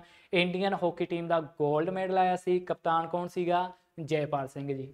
1936 ਦੇ ਵਿੱਚ ਗੇਮਾਂ ਸਰ ਬਰਲਿਨ ਦੇ ਵਿੱਚ ਹੋਈਆਂ ਸੀਗੀਆਂ, ਇਹਨਾਂ ਗੇਮਾਂ ਦੇ ਵਿੱਚ ਇੰਡੀਅਨ ਹਾਕੀ ਟੀਮ ਦਾ ਗੋਲਡ ਮੈਡਲ ਆਇਆ ਸੀਗਾ, ਕਪਤਾਨ ਕੌਣ ਸੀਗਾ ਜੀ? ਮੇਜਰ ਧਿਆਨਚੰਦ ਜੀ। ਹੁਣ ਦੇਖੋ ਰਾਜੇ ਥੋੜਾ ਹੋਰ ਦੇਖ ਲੈਂਦੇ ਆਪਾਂ, ਜਿਵੇਂ ਕਿ ਆ 2020 ਦੇ ਵਿੱਚ ਜਿਹੜੀਆਂ ਆਪਣੀਆਂ ਓਲੰਪਿਕ ਗੇਮਾਂ ਨੇ ਇਹ ਕਿੱਥੇ ਹੋਈਆਂ? ਸਮਰ ਓਲੰਪਿਕ ਗੇਮਾਂ ਤੁਸੀਂ ਇੱਕ ਵਾਰੀ ਮੈਸੇਜ ਕਰੋ, ਫਿਰ ਆਪਾਂ ਅੱਗੇ ਮੂਵ ਕਰਦੇ ਹਾਂ ਜੀ। ਠੀਕ ਹੈ ਜੀ। 2020 ਦੇ ਵਿੱਚ ਜਿਹੜੀਆਂ ਸਮਰ ਓਲੰਪਿਕ ਗੇਮਾਂ ਨੇ ਉਹ ਕਿੱਥੇ ਹੋਈਆਂ ਸੀਗੀਆਂ ਜੀ? ਹੁਣ ਦੇਖੋ ਜੀ ਜਿਹੜੀਆਂ 2020 ਦੇ ਵਿੱਚ, ਠੀਕ ਹੈ ਜੀ, 2020 ਦੇ ਵਿੱਚ ਸਰ ਜਿਹੜੀਆਂ ਆਪਣੀਆਂ ਸਮਰ ਓਲੰਪਿਕ ਗੇਮਾਂ ਸੀ ਉਹ ਜੀ ਟੋਕੀਓ ਜਾਪਾਨ ਦੇ ਵਿੱਚ ਹੋਈਆਂ ਸੀਗੀਆਂ। ਠੀਕ ਹੈ ਜੀ। ਕਿੱਥੇ ਹੋਈਆਂ ਸੀਗੀਆਂ ਸਰ? ਟੋਕੀਓ ਜਾਪਾਨ ਦੇ ਵਿੱਚ ਇਹ ਗੇਮਾਂ ਹੋਈਆਂ ਸੀਗੀਆਂ। ਇਹਨਾਂ ਗੇਮਾਂ ਦੇ ਵਿੱਚ ਇੰਡੀਅਨ ਹਾਕੀ ਟੀਮ ਦਾ ਕੀ ਮੈਡਲ ਆਇਆ ਸੀ ਇਹ ਤੁਸੀਂ ਦੱਸਣਾ ਜੀ। ਇਹ ਤਾਂ ਪਤਾ ਲੱਗ ਗਿਆ ਸਰ 2020 ਦੇ ਵਿੱਚ ਜਿਹੜੀਆਂ ਸਮਰ ਓਲੰਪਿਕ ਗੇਮਾਂ ਸੀ ਉਹ ਟੋਕੀਓ ਜਾਪਾਨ ਦੇ ਵਿੱਚ ਹੋਈਆਂ ਸੀਗੀਆਂ। ਇਹਨਾਂ ਗੇਮਾਂ ਦੇ ਵਿੱਚ ਇੰਡੀਅਨ ਹਾਕੀ ਟੀਮ ਦਾ ਕੀ ਮੈਡਲ ਆਇਆ ਸੀਗਾ ਜੀ? ਬ੍ਰੌਂਜ ਮੈਡਲ ਆਇਆ ਸੀਗਾ ਜੀ। ਠੀਕ ਹੈ ਜੀ। ਕੀ ਮੈਡਲ ਆਇਆ ਸੀਗਾ? ਬ੍ਰੌਂਜ ਮੈਡਲ ਆਇਆ ਸੀਗਾ। ਕਪਤਾਨ ਕੌਣ ਸੀਗਾ ਜੀ? ਤਾਂ ਆਨਸਰ ਕੀ ਕਰਾਂਗੇ ਸਰ? ਮਨਪ੍ਰੀਤ ਸਿੰਘ ਕੌਣ ਸੀਗਾ? ਕਪਤਾਨ ਸੀਗਾ ਜੀ। ਕਪਤਾਨ ਕੌਣ ਸੀਗਾ ਜੀ? ਮਨਪ੍ਰੀਤ ਸਿੰਘ ਜੀ। ਠੀਕ ਹੈ ਜੀ। ਮਨਪ੍ਰੀਤ ਸਿੰਘ ਕੌਣ ਸੀਗਾ? ਕਪਤਾਨ ਸੀਗਾ। ਹੁਣ ਇਹ ਵੀ ਕਰ ਲੈਂਦੇ ਆ ਰਾਜੇ ਆਪਾਂ ਵੀ ਜਿਹੜੀਆਂ 2024 ਦੇ ਵਿੱਚ 2024 ਦੇ ਵਿੱਚ ਓਲੰਪਿਕ ਗੇਮਾਂ ਇਹ ਸਰ ਫਰਾਂਸ ਦੇ ਵਿੱਚ ਹੋਈਆਂ ਸੀਗੀਆਂ। ਕਿੱਥੇ ਹੋਈਆਂ ਸੀਗੀਆਂ ਜੀ? ਫਰਾਂਸ ਦੇ ਵਿੱਚ ਹੋਈਆਂ ਸੀਗੀਆਂ। ਇਹਨਾਂ ਗੇਮਾਂ ਦੇ ਵਿੱਚ ਇੰਡੀਅਨ ਹਾਕੀ ਟੀਮ ਦਾ ਕੀ ਮੈਡਲ ਆਇਆ ਸੀਗਾ? ਬ੍ਰੌਂਜ ਮੈਡਲ ਆਇਆ ਸੀਗਾ ਜੀ। ਠੀਕ ਹੈ ਜੀ। ਕੀ ਮੈਡਲ ਆਇਆ ਸੀਗਾ? ਬ੍ਰੌਂਜ ਮੈਡਲ ਆਇਆ ਸੀਗਾ। ਕਪਤਾਨ ਕੌਣ ਸੀਗਾ ਜੀ? ਹਰਮਨਪ੍ਰੀਤ ਸਿੰਘ ਜੀ। ਠੀਕ ਹੈ ਜੀ। ਕਪਤਾਨ ਕੌਣ ਸੀਗਾ? ਹਰਮਨਪ੍ਰੀਤ ਸਿੰਘ ਕੌਣ ਸੀਗਾ ਜੀ? ਕਪਤਾਨ ਸੀਗਾ ਜੀ। ਠੀਕ ਹੈ ਰਾਜੇ, ਇਹ ਤੁਸੀਂ ਯਾਦ ਰੱਖੋਗੇ। ਤੇ ਇਹ ਤਾਂ ਤੁਹਾਨੂੰ ਪਤਾ ਵੀ 2020 ਦੇ ਵਿੱਚ ਓਲੰਪਿਕ ਗੇਮਾਂ ਦੇ ਵਿੱਚ ਆਪਣੇ ਇੰਡੀਆ ਦੇ ਟੋਟਲ ਮੈਡਲ ਕਿੰਨੇ ਆਏ? ਤਾਂ ਆਨਸਰ ਕੀ ਕਰਾਂਗੇ? 7 ਆਏ। ਤੇ 2024 ਦੇ ਵਿੱਚ ਇੰਡੀਆ ਦੇ ਟੋਟਲ ਮੈਡਲ ਕਿੰਨੇ ਆਏ? 6 ਮੈਡਲ ਆਏ ਸੀਗੇ ਜੀ। ਇੱਕ ਵਾਰੀ ਮੈਸੇਜ ਕਰ ਦਿਓ ਸਮਝ ਲੱਗਿਆ, ਫਿਰ ਆਪਾਂ ਅੱਗੇ ਮੂਵ ਕਰਦੇ ਹਾਂ। ਠੀਕ ਹੈ ਜੀ। ਜਲਦੀ ਮੈਸੇਜ ਕਰੋਗੇ। ਬਾਲ ਐਂਡ ਸੌਕਟ ਜੁਆਇੰਟ, ਇਹਦੀ ਇੱਕ ਐਗਜ਼ਾਮਪਲ ਦੱਸੋ, ਜਾਂ ਫਿਰ ਬਾਲ ਐਂਡ ਸੌਕਟ ਜੁਆਇੰਟ ਨੂੰ ਅਸੀਂ ਹੋਰ ਕਿਹੜੇ ਨਾਮ ਨਾਲ ਜਾਣਦੇ ਹਾਂ ਜੀ? ਹੁਣ ਦੇਖੋ ਜੀ ਕੀ ਲਿਖਿਆ ਹੋਇਆ, ਬਾਲ ਐਂਡ ਸੌਕਟ ਜੁਆਇੰਟ, ਇਹਨੂੰ ਅਸੀਂ ਹੋਰ ਕਿਹੜੇ ਨਾਮ ਨਾਲ ਜਾਣਦੇ ਹਾਂ? ਇਹਨੂੰ ਕੀ ਕਹਿੰਦੇ ਅਸੀਂ? ਇਹਨੂੰ ਫਿਕਸ ਜੁਆਇੰਟ ਕਹਿ ਦਿੰਦੇ ਹਾਂ। ਜਲਦੀ ਮੈਸੇਜ ਕਰੋਗੇ, ਇੰਪੋਰਟੈਂਟ ਸਵਾਲ ਆ। ਦੇਖੋ ਜੀ ਇਹਨੂੰ ਕੀ ਕਹਿੰਦੇ ਅਸੀਂ? ਫਿਕਸ ਜੁਆਇੰਟ ਕਹਿ ਦਿੰਦੇ ਹਾਂ, ਜਾਂ ਫਿਰ ਇਹਨੂੰ ਅਸੀਂ ਯੂਨੀ ਐਕਸੀਅਲ ਜੁਆਇੰਟ ਕਹਿ ਦਿੰਦੇ ਹਾਂ, ਜਾਂ ਫਿਰ ਇਹਨੂੰ ਅਸੀਂ ਬਾਈ ਐਕਸੀਅਲ ਜੁਆਇੰਟ ਕਹਿ ਦਿੰਦੇ ਹਾਂ, ਜਾਂ ਫਿਰ ਇਹਨੂੰ ਅਸੀਂ ਟਰਾਈ ਐਕਸੀਅਲ ਜੁਆਇੰਟ ਕਹਿ ਦਿੰਦੇ ਹਾਂ। ਤੁਹਾਨੂੰ ਮੈਂ ਇੱਕ ਹਿੰਟ ਦਿੰਦਾ, ਦੇਖੋ ਜਿਹੜਾ ਬਾਲ ਐਂਡ ਸੌਕਟ ਜੁਆਇੰਟ ਹੁੰਦਾ ਇਹਦੇ ਵਿੱਚ ਸਭ ਤੋਂ ਜ਼ਿਆਦਾ ਮੂਵਮੈਂਟ ਹੁੰਦੀ ਹੈ। ਠੀਕ ਹੈ ਜੀ। ਕਿਹੜੇ ਜੁਆਇੰਟ ਦੇ ਵਿੱਚ ਸਭ ਤੋਂ ਜ਼ਿਆਦਾ ਮੂਵਮੈਂਟ ਹੁੰਦੀ ਆ? ਤਾਂ ਆਨਸਰ ਕੀ ਕਰਾਂਗੇ sir? Ball and socket joint ਦੇ ਵਿੱਚ ਸਭ ਤੋਂ ਜ਼ਿਆਦਾ ਕੀ ਹੁੰਦੀ ਆ? ਮੂਵਮੈਂਟ ਹੁੰਦੀ ਹੈ ਜੀ। ਹੁਣ ਦੇਖੋ ਜੀ ਜਿਹੜਾ ਬਾਲ ਐਂਡ ਸੌਕਟ ਜੁਆਇੰਟ ਆ ਜੀ, ਬਾਲ ਐਂਡ ਸੌਕਟ ਜੁਆਇੰਟ ਆ ਜੀ, ਇਹਦੀ ਐਗਜ਼ਾਮਪਲ ਕੀ ਆ ਸਰ? ਇਹ ਕੀ ਆ? ਸਾਡੇ ਸ਼ੋਲਡਰ ਦੇ ਵਿੱਚ ਹੁੰਦਾ ਗਾ ਸਰ, ਇਹ ਸਾਡੀ ਹਿੱਪ ਦੇ ਵਿੱਚ ਹੁੰਦਾ। ਹੁਣ ਦੇਖੋ ਜੀ ਸਭ ਤੋਂ ਜ਼ਿਆਦਾ ਮੂਵਮੈਂਟ ਹੁੰਦੀ, ਆਪਾਂ ਨੂੰ ਪਤਾ ਲੱਗਿਆ ਸਰ ਜਿਹੜਾ ਬਾਲ ਐਂਡ ਸੌਕਟ ਜੁਆਇੰਟ ਹੈ ਸਾਡੇ ਸ਼ੋਲਡਰ ਦੇ ਵਿੱਚ ਆਉਂਦਾ। ਹੁਣ ਦੇਖੋ ਰਾਜੇ ਮੈਂ ਆਪਣੀਆਂ ਬਾਹਾਂ ਨੂੰ ਘੁਮਾ ਸਕਦਾ, ਠੀਕ ਹੈ ਜੀ, ਖੱਬੇ ਸੱਜੇ ਕਰ ਸਕਦਾ, ਉੱਪਰ ਨੀਚੇ ਕਰ ਸਕਦਾ, ਤਾਂ ਸਭ ਤੋਂ ਜ਼ਿਆਦਾ ਮੂਵਮੈਂਟ ਹੋ ਰਹੀ ਹੈ ਨਾ। ਤਾਂ ਇਹ ਕਿਹੜਾ ਜੁਆਇੰਟ ਆਪਣਾ? ਸ਼ੋਲਡਰ ਜੁਆਇੰਟ ਆ। ਤੇ ਇਹਨੂੰ ਕੀ ਕਹਿੰਦੇ ਅਸੀਂ? ਬਾਲ ਐਂਡ ਸੌਕਟ ਜੁਆਇੰਟ ਕਹਿ ਦਿੰਦੇ ਹਾਂ। ਇੱਕ ਇਹ ਸਾਡੀ ਹਿੱਪ ਜੁਆਇੰਟ ਦੇ ਵਿੱਚ ਹੁੰਦਾ। ਹਿੱਪ ਜੁਆਇੰਟ ਦੇ ਵਿੱਚ ਜਿਹੜਾ ਆਪਣਾ ਜੁਆਇੰਟ ਹੁੰਦਾ ਉਹਨੂੰ ਕੀ ਕਹਿੰਦੇ ਆ ਸਰ? ਉਹਨੂੰ ਅਸੀਂ ਬਾਲ ਐਂਡ ਸੌਕਟ ਜੁਆਇੰਟ ਕਹਿ ਦਿੰਦੇ ਹਾਂ। ਹੁਣ ਦੇਖੋ ਜੀ ਇਹਦਾ ਆਨਸਰ ਕੀ ਆਊਗਾ ਸਰ? ਇਹਦਾ ਆਨਸਰ ਡੀ ਆਊਗਾ ਜੀ। ਠੀਕ ਹੈ ਜੀ। ਆਨਸਰ ਕੀ ਆਊਗਾ? ਡੀ ਆਨਸਰ ਕੀ ਆ? ਬਿਲਕੁਲ ਸਹੀ ਹੈ ਜੀ। ਹੁਣ ਦੇਖੋ ਜੀ ਜਦੋਂ ਅਸੀਂ ਜੁਆਇੰਟ ਦੀ ਸਟੱਡੀ ਕਰ ਰਹੇ ਹਾਂ ਤਾਂ ਉਹਨੂੰ ਕੀ ਕਹਿੰਦੇ ਆ ਸਰ? ਉਹਨੂੰ ਅਸੀਂ ਆਰਥਰੋਲੋਜੀ ਕਹਿ ਦਿੰਦੇ ਹਾਂ। ਜੁਆਇੰਟ ਹੁੰਦਾ ਕੀ ਆ? ਜਿੱਥੇ ਇੱਕ ਜਾਂ ਇੱਕ ਤੋਂ ਜ਼ਿਆਦਾ ਹੱਡੀ ਇੱਕ ਦੂਜੇ ਨਾਲ ਕੀ ਆ? ਜੁੜ ਰਹੀ ਆ, ਉਹਨੂੰ ਕੀ ਕਹਿੰਦੇ ਆ? ਅਸੀਂ ਜੁਆਇੰਟ ਕਹਿ ਦਿੰਦੇ ਆ। ਇਹ ਵੀ ਸਵਾਲ ਸਭ ਤੋਂ ਜ਼ਿਆਦਾ ਆਉਂਦਾ ਗਾ। ਹਿੰਜ ਜੁਆਇੰਟ ਦੀਆਂ ਕਿਹੜੀਆਂ ਕਿਹੜੀਆਂ ਐਗਜ਼ਾਮਪਲਾਂ ਹੁੰਦੀਆਂ ਸਰ? ਸਾਡੀ ਐਲਬੋ ਦੇ ਵਿੱਚ ਕਿਹੜਾ ਜੁਆਇੰਟ ਹੁੰਦਾ? ਹਿੰਜ ਜੁਆਇੰਟ ਹੁੰਦਾ ਜੀ। ਸਰ ਸਾਡੇ ਨੀ ਦੇ ਵਿੱਚ ਕਿਹੜਾ ਜੁਆਇੰਟ ਹੁੰਦਾ? ਹਿੰਜ ਜੁਆਇੰਟ ਹੁੰਦਾ ਜੀ। ਠੀਕ ਹੈ ਜੀ। ਜਲਦੀ ਮੈਸੇਜ ਕਰ ਦੂੰਗੇ, ਜਮਾ ਸਿੰਪਲ ਜਿਹਾ ਸਵਾਲ ਆ ਜੀ, ਜਲਦੀ ਮੈਸੇਜ ਕਰੋਗੇ। How many bonus of human body ਦੇ ਵਿੱਚ ਟੋਟਲ ਹੱਡੀਆਂ ਕਿੰਨੀਆਂ ਹੁੰਦੀਆਂ। ਓਕੇ, ਆਪਾਂ ਨੂੰ ਇਹ ਤਾਂ ਸਾਰਿਆਂ ਨੂੰ ਪਤਾ ਜੀ 206 ਕੀ ਹੱਡੀਆਂ ਹੁੰਦੀਆਂ ਕਿਹਦੇ ਵਿੱਚ, ਹਿਊਮਨ ਬੋਡੀ ਦੇ ਵਿੱਚ। ਇਹ ਤੁਸੀਂ ਯਾਦ ਰੱਖੋਗੇ। ਸਾਡੇ ਚਿਹਰੇ ਦੇ ਵਿੱਚ ਟੋਟਲ ਹੱਡੀਆਂ ਕਿੰਨੀਆਂ ਹੁੰਦੀਆਂ ਸਰ, 14 ਹੁੰਦੀਆਂ ਜੀ। ਕਰੈਨੀਅਮ ਬੋਨ ਟੋਟਲ ਕਿੰਨੀਆਂ ਹੁੰਦੀਆਂ ਸਰ, 8 ਹੁੰਦੀਆਂ। ਸਾਡੇ ਸਕਲ ਦੇ ਵਿੱਚ ਟੋਟਲ ਹੱਡੀਆਂ 22 ਹੁੰਦੀਆਂ ਜੀ। ਹੁਣ ਦੇਖੋ ਜੋ ਸਕੈਲਟਨ ਸਿਸਟਮ ਹੁੰਦਾ ਇਹਨੂੰ ਅਸੀਂ ਦੋ ਭਾਗਾਂ ਦੇ ਵਿੱਚ ਡਿਵਾਈਡ ਕੀਤਾ ਹੋਇਆ। ਨੰਬਰ 1 ਕੀ ਆ ਗਿਆ ਸਰ, ਨੰਬਰ 1 ਆ ਗਿਆ ਐਕਸੀਅਲ ਸਕੈਲਟਨ ਆ ਗਿਆ, ਤੇ ਨੰਬਰ 2 ਕੀ ਆ ਗਿਆ ਸਰ, ਨੰਬਰ 2 ਆ ਗਿਆ ਅਪੈਂਡੀਕੂਲਰ ਸਕੈਲਟਨ ਜੀ। ਹੁਣ ਜੋ ਐਕਸੀਅਲ ਸਕੈਲਟਨ ਹੁੰਦਾ ਇਹਦੇ ਵਿੱਚ ਟੋਟਲ ਹੱਡੀਆਂ ਕਿੰਨੀਆਂ ਹੁੰਦੀਆਂ ਸਰ, ਇਹਦੇ ਵਿੱਚ ਜਿਹੜੀਆਂ ਟੋਟਲ ਹੱਡੀਆਂ ਹੁੰਦੀਆਂ ਉਹ 80 ਹੁੰਦੀਆਂ ਜੀ। ਤੇ ਜੋ ਅਪੈਂਡੀਕੂਲਰ ਹੁੰਦਾ ਜੀ ਇਹਦੇ ਵਿੱਚ ਟੋਟਲ ਹੱਡੀਆਂ ਕਿੰਨੀਆਂ ਹੁੰਦੀਆਂ, 126 ਹੱਡੀਆਂ ਕੀ ਆ ਅਪੈਂਡੀਕੂਲਰ ਦੇ ਵਿੱਚ ਹੁੰਦੀਆਂ ਨੇ ਜੀ। ਓਕੇ ਜੀ, ਜਲਦੀ ਮੈਸੇਜ ਕਰੋਗੇ ਕੀ ਆਨਸਰ ਆਊਗਾ ਜੀ। ਹੁਣ ਆਪਾਂ ਕੀ ਦੱਸਣਾ ਜੀ, ਦੇਖੋ ਕੀ ਲਿਖਿਆ ਹੋਇਆ, ਜੋ ਹਿੰਜ ਜੁਆਇੰਟ ਆ ਜੀ, ਠੀਕ ਹੈ ਜੀ, ਇਹਦੀ ਇੱਕ ਐਗਜ਼ਾਮਪਲ ਦੱਸਣੀ ਆ ਵੀ ਜੋ ਹਿੰਜ ਜੁਆਇੰਟ ਹੁੰਦਾ ਇਹ ਕਿੱਥੇ ਹੁੰਦਾ ਜੀ। ਜੋ ਹਿੰਜ ਜੁਆਇੰਟ ਹੁੰਦਾ ਜੀ ਉਹ ਕਿੱਥੇ ਪਾਇਆ ਜਾਂਦਾ ਜੀ। ਹੁਣ ਦੇਖੋ ਜਿਹੜਾ ਹਿੰਜ ਜੁਆਇੰਟ ਹੁੰਦਾ ਸਾਡੀ ਹਿਪ ਜੁਆਇੰਟ ਦੇ ਵਿੱਚ ਹੁੰਦਾ, ਜਾਂ ਫਿਰ ਸ਼ੋਲਡਰ ਜੁਆਇੰਟ ਦੇ ਵਿੱਚ ਹੁੰਦਾ, ਜਾਂ ਫਿਰ ਐਲਬੋ ਦੇ ਵਿੱਚ ਹੁੰਦਾ। ਠੀਕ ਹੈ ਜੀ, ਇੰਪੋਰਟੈਂਟ ਸਵਾਲ ਆ ਬਟ ਇਹ ਤਾਂ ਸਾਰਿਆਂ ਨੂੰ ਪਤਾ ਜੀ। ਸਰ ਜੋ ਹਿੰਜ ਜੁਆਇੰਟ ਹੁੰਦਾ ਇਹ ਸਾਡੀ ਐਲਬੋ ਦੇ ਵਿੱਚ ਹੁੰਦਾ। ਸਰ ਇਹ ਕੀ ਆ, ਸਾਡੇ ਨੀ ਦੇ ਵਿੱਚ ਵੀ ਕਿਹੜਾ ਜੁਆਇੰਟ ਹੁੰਦਾ ਸਰ, ਹਿੰਜ ਜੁਆਇੰਟ ਹੁੰਦਾ। ਹੁਣ ਦੇਖੋ ਜੀ ਜਿਹੜਾ ਸਾਈਨੋਵੀਅਲ ਜੁਆਇੰਟ ਹੁੰਦਾ ਇਹਦੇ ਵਿੱਚ ਕੀ ਆ, ਸਭ ਤੋਂ ਜ਼ਿਆਦਾ ਮੂਵਮੈਂਟ ਹੁੰਦੀ ਆ ਕਹਿ ਸਕਦੇ ਹਾਂ ਅਸੀਂ। ਹੁਣ ਜਿਹੜਾ ਸਾਈਨੋਵੀਅਲ ਜੁਆਇੰਟ ਹੁੰਦਾ ਇਹ ਕਿੰਨੇ ਪ੍ਰਕਾਰ ਦਾ ਹੁੰਦਾ ਸਰ, ਇਹ 6 ਪ੍ਰਕਾਰ ਦਾ ਕੀ ਆ ਹੁੰਦਾ ਜੀ। ਇਹ ਤੋਂ ਬਾਅਦ ਕੀ ਲਿਖਿਆ, ਦੇਖੋ ਪਿਵਟ ਜੁਆਇੰਟ ਲਿਖਿਆ ਹੋਇਆ, ਆਪਾਂ ਪੜ੍ਹਿਆ ਸੀਗਾ ਜਿਵੇਂ ਕਿ ਆ C1 ਬੋਨ ਹੋ ਗਈ ਤੇ C2 ਬੋਨ ਹੋ ਗਈ। ਠੀਕ ਹੈ ਜੀ, ਇਹ ਦੋ ਹੱਡੀਆਂ ਦੇ ਵਿਚਕਾਰ ਜਿਹੜਾ ਜੁਆਇੰਟ ਹੁੰਦਾ ਸਰ ਉਹਨੂੰ ਕੀ ਕਹਿੰਦੇ ਆ ਸਰ, ਉਹਨੂੰ ਅਸੀਂ ਪਿਵਟ ਜੁਆਇੰਟ ਕਹਿ ਦਿੰਦੇ ਆ।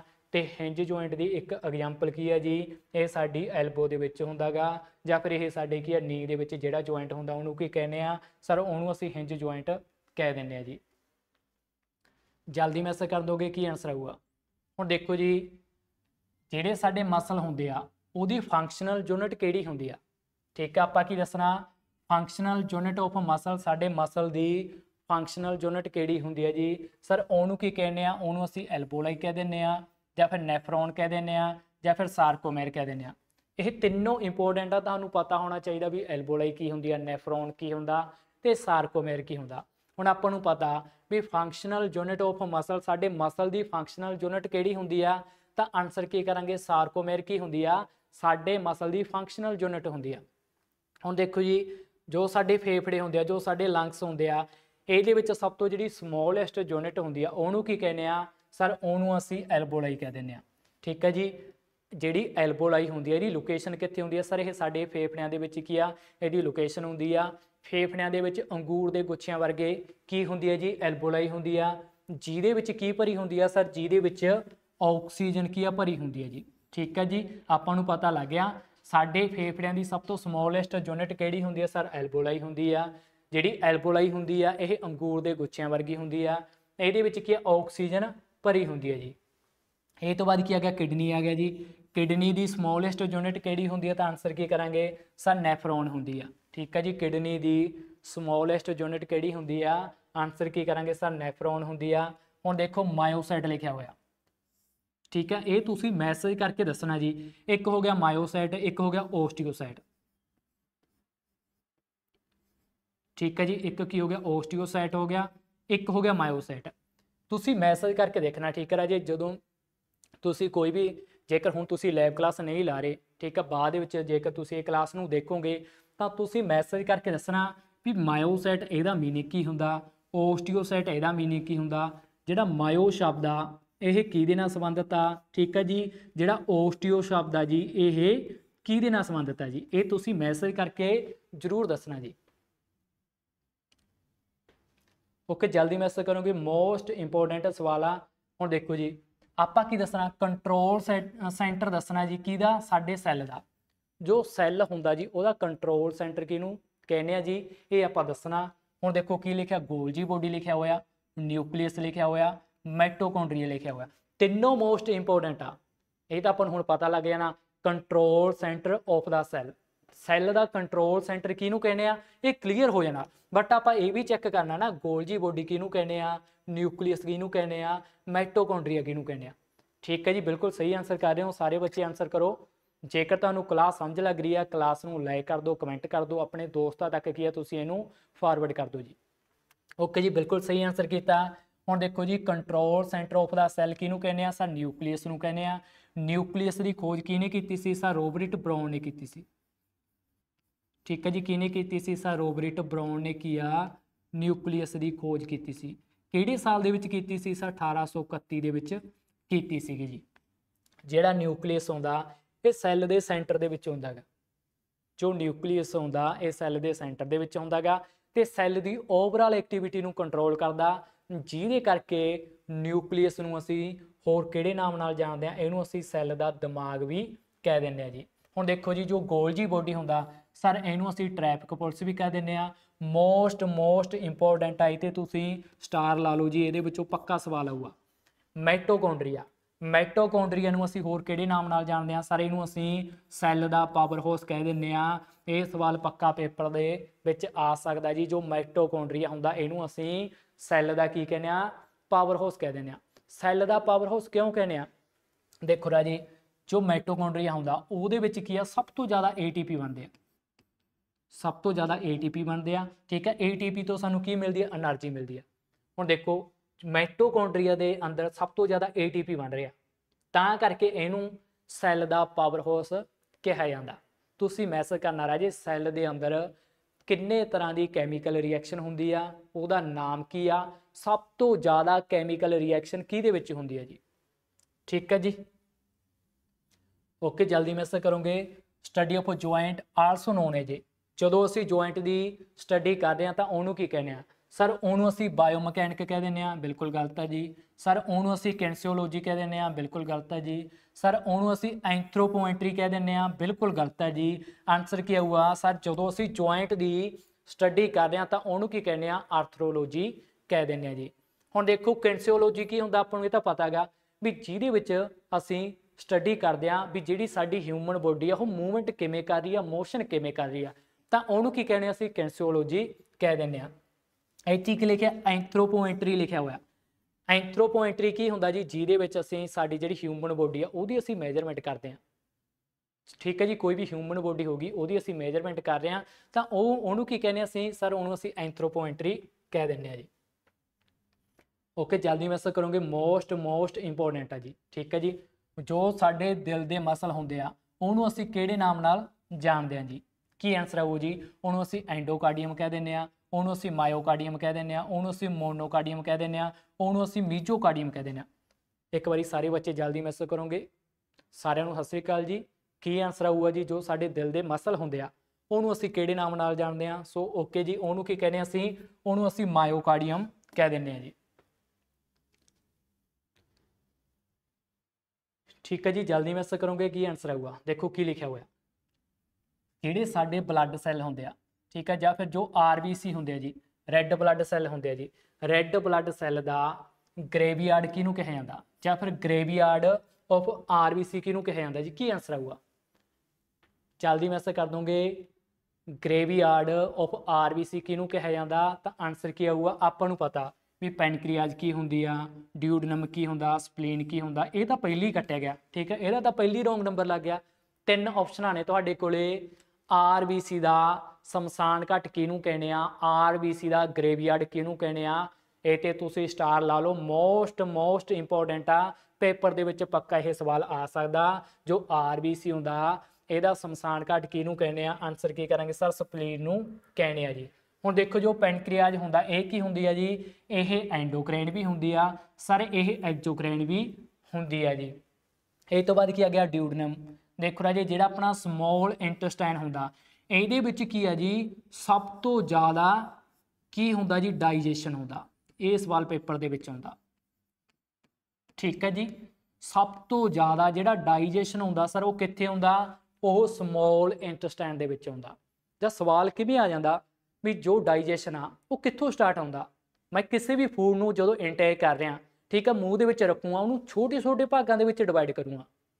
ਤਾਂ ਜਦੋਂ ਮੈਂ ਕਿਸੇ ਵੀ ਫੂਡ ਨੂੰ ਆਪਣੇ ਮੂੰਹ ਦੇ ਵਿੱਚ ਰੱਖੂਗਾ ਤਾਂ ਇੱਥੋਂ ਸਾਡੇ ਮੂੰਹ ਦੇ ਵਿੱਚੋਂ ਕੀ ਆ? ਜਿਹੜਾ ਡਾਈਜੈਸ਼ਨ ਉਹ ਸਟਾਰਟ ਹੋ ਜਾਂਦਾ। ਜੇਕਰ ਸਵਾਲ ਆਇਆ ਵੀ ਜਿਹੜਾ ਡਾਈਜੈਸ਼ਨ ਆ ਉਹ ਕਿੱਥੋਂ ਸਟਾਰਟ ਹੁੰਦਾ ਤਾਂ ਆਨਸਰ ਕੀ ਕਰਾਂਗੇ? ਸਾਡੇ ਮੂੰਹ ਦੇ ਵਿੱਚੋਂ ਡਾਈਜੈਸ਼ਨ ਕੀ ਹੋ ਜਾਂਦਾ? ਸਟਾਰਟ ਹੋ ਜਾਂਦਾ। जेकर सवाल आया सब तो ज़्यादा डाइजेशन कित्थे हुंदा तां आंसर की करांगे समॉल इंटेस्टाइन दे विच सब तो ज़्यादा डाइजेशन हुंदा जी। ਸਮੌਲ ਇੰਟੈਸਟਾਈਨ ਨੂੰ ਕਿੰਨੇ ਭਾਗਾਂ ਦੇ ਵਿੱਚ ਡਿਵਾਈਡ ਕੀਤਾ ਹੋਇਆ ਸਰ 3 ਭਾਗਾਂ ਦੇ ਵਿੱਚ ਡਿਵਾਈਡ ਕੀਤਾ ਹੋਇਆ। ਉਹਨਾਂ ਦੇ ਨਾਮ ਕੀ ਆ ਡਿਊਡਨਮ ਹੋ ਗਿਆ, ਜੈਜੂਨਮ ਹੋ ਗਿਆ ਤੇ ਇਲੀਅਮ ਹੋ ਗਿਆ ਜੀ। ਠੀਕ ਹੈ ਜੀ, ਇੱਕ ਵਾਰੀ ਮੈਸੇਜ ਕਰ ਦਿਓ ਤੁਹਾਨੂੰ ਸਮਝ ਲੱਗ ਰਹੀ ਹੈ, ਫਿਰ ਆਪਾਂ ਅੱਗੇ ਮੂਵ ਕਰਦੇ ਹਾਂ ਜੀ। ਜਲਦੀ ਮੈਸੇਜ ਕਰ ਦੋਗੇ, ਮੋਸਟ ਇੰਪੋਰਟੈਂਟ ਆ ਇਹ ਸਵਾਲ ਪੇਪਰ ਦੇ ਵਿੱਚ ਆਇਆ ਹੋਇਆ ਜੀ। ਦੇਖੋ ਕੀ ਲਿਖਿਆ ਹੋਇਆ ਸਿਗਮੰਡ ਫਰਾਇਡ ਲਿਖਿਆ ਹੋਇਆ। ਠੀਕ ਹੈ ਜੀ, ਸਿਗਮੰਡ ਫਰਾਇਡ ਨੂੰ ਕਿਹਦੇ ਫਾਦਰ ਕਿਹਾ ਜਾਂਦਾ ਕੀ ਆंसर ਆਊਗਾ ਜੀ। ਹੁਣ ਦੇਖੋ ਇਹਦੇ ਵਿੱਚ ਕੀ ਲਿਖਿਆ ਸਿਗਮੰਡ ਫਰਾਇਡ ਨੇ ਕੀ ਆ ਇਹਨੇ ਥਿਓਰੀ ਆਫ ਮੋਟੀਵੇਸ਼ਨ ਦਿੱਤਾ ਜੀ ਜਾਂ ਇਹਨੇ ਕੀ ਆ ਥਿਓਰੀ ਆਫ ਸਾਈਕੋ ਐਨਾਲਿਸਿਸ ਇਹ ਦਿੱਤੀ ਜੀ। ਮੋਸਟ ਇੰਪੋਰਟੈਂਟ ਸਵਾਲ ਆ ਜੀ, ਇਹ ਸਵਾਲ ਪੇਪਰ ਦੇ ਵਿੱਚ ਪੱਕਾ ਆਉਂਦਾ ਜੀ। ਸਿਗਮੰਡ ਫਰਾਇਡ ਇਹਨੂੰ ਕੀ ਆ ਫਾਦਰ ਕਿਹਾ ਜਾਂਦਾ ਜੀ, ਕਿਹਦੇ ਕਿਹਾ ਜਾਂਦਾ ਬਿਲਕੁਲ ਸਹੀ ਆंसर ਆ ਜੀ ਥਿਓਰੀ ਆਫ ਸਾਈਕੋ ਐਨਾਲਿਸਿਸ ਦੇ ਫਾਦਰ ਕਿਹਨੂੰ ਕਿਹਾ ਜਾਂਦਾ ਜਾਂ ਫਿਰ ਥਿਓਰੀ ਆਫ ਸਾਈਕੋ ਐਨਾਲਿਟਿਕ ਦੇ ਫਾਦਰ ਕਿਹਨੂੰ ਕਹਿੰਦੇ ਆ ਅਸੀਂ ਸਰ ਸਿਗਮੰਡ ਫਰਾਇਡ ਨੂੰ ਕਹਿੰਦੇ ਆ। ਹੁਣ ਦੇਖੋ ਕੀ ਲਿਖਿਆ trial and error theory, trial and error theory ਦੇ ਫਾਦਰ ਕਿਹਨੂੰ ਕਹਿੰਦੇ ਆ ਲਾ ਆਫ ਲਰਨਿੰਗ ਸਿੱਖਣ ਦੇ ਨਿਯਮ ਕਿਹਨੇ ਦਿੱਤੇ ਤਾਂ ਇਹਦਾ ਆਨਸਰ ਕੀ ਆਊਗਾ ਸਰ ਥੌਰਨਡਾਈਕ। ਆਨਸਰ ਕੀ ਆਊਗਾ ਜੀ ਥੌਰਨਡਾਈਕ ਨੂੰ ਕੀ ਕਹਿੰਦੇ ਆ ਅਸੀਂ ਸਰ ਇਹਨੇ ਕੀ ਆ ਇਹਨੇ ਟ੍ਰਾਇਲ ਐਂਡ ਐਰਰ ਥਿਓਰੀ ਦਿੱਤੀ ਸੀ ਸਰ, ਇਹਨੇ ਸਿੱਖਣ ਦੇ ਨਿਯਮ ਦਿੱਤੇ ਸੀਗੇ, ਕਿੰਨੇ ਦਿੱਤੇ ਸੀਗੇ 3 ਦਿੱਤੇ ਸੀਗੇ ਜੀ। ਠੀਕ ਹੈ ਜੀ, ਕਿੰਨੇ ਦਿੱਤੇ ਸੀਗੇ 3 ਦਿੱਤੇ ਸੀਗੇ। ਓਕੇ ਜਲਦੀ ਮੈਸੇਜ ਕਰੋਗੇ, ਮੋਸਟ ਇੰਪੋਰਟੈਂਟ ਆ ਜੀ ਇਹ ਵੀ ਸਵਾਲ। ਕੀ ਲਿਖਿਆ ਹੋਇਆ ਖੋ ਖੋ ਦੇ ਵਿੱਚ, ਠੀਕ ਹੈ ਜੀ, ਖੋ ਖੋ ਦੇ ਮੈਚ ਦੇ ਵਿੱਚ ਕਿੰਨੇ ਜਿਹੜੇ ਆਫੀਸ਼ੀਅਲ ਆ ਉਹ ਚਾਹੀਦੇ ਆ ਜੀ, ਕਿੰਨੇ ਟੋਟਲ ਨੰਬਰ ਆਫ ਆਫੀਸ਼ੀਅਲ ਕੀ ਆ ਰਿਕੁਆਇਰ ਹੁੰਦੇ ਆ ਕਿਹਦੇ ਵਿੱਚ ਜੀ ਖੋ ਖੋ ਮੈਚ ਦੇ ਵਿੱਚ। ਖੋ ਖੋ ਦਾ ਅਸੀਂ ਮੈਚ ਕਰਵਾ ਰਹੇ ਹਾਂ ਉਹਦੇ ਲਈ ਕਿੰਨੇ ਆਫੀਸ਼ੀਅਲ ਦੀ ਸਾਨੂੰ ਨੀਡ ਹੁੰਦੀ ਆ ਤਾਂ ਆਨਸਰ ਕੀ ਕਰਾਂਗੇ ਠੀਕ ਆ ਸਿੰਪਲ ਜਿਹਾ ਜੀ, ਉਹਦੇ ਲਈ ਸਾਨੂੰ 6 ਜਿਹੜੇ ਆਪਣੇ ਆਫੀਸ਼ੀਅਲ ਆ ਉਹਦੀ ਕੀ ਆ ਨੀਡ ਹੁੰਦੀ ਆ ਜੀ। ਜੇਕਰ ਅਸੀਂ ਖੋ ਖੋ ਦਾ ਮੈਚ ਕਰਵਾ ਰਹੇ ਹਾਂ ਤਾਂ ਉਹਦੇ ਲਈ ਜਿਹੜੇ ਸਾਨੂੰ 6 ਜਿਹੜੇ ਆਫੀਸ਼ੀਅਲ ਆ ਉਹਨਾਂ ਦੀ ਕੀ ਆ ਨੀਡ ਹੁੰਦੀ ਆ ਜੀ।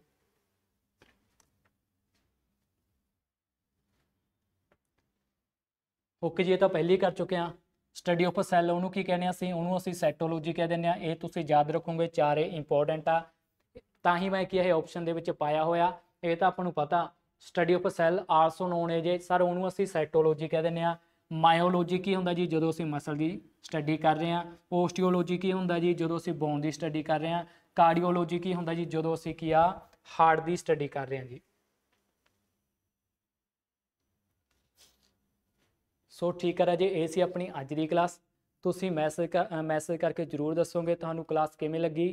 ਕੱਲ ਨੂੰ ਆਪਾਂ ਕਲਾਸ ਨੂੰ ਕੰਟੀਨਿਊ ਰੱਖਾਂਗੇ, ਡੇਲੀ 5 ਵਜੇ ਕਲਾਸ ਲੱਗਿਆ ਕਰੂ।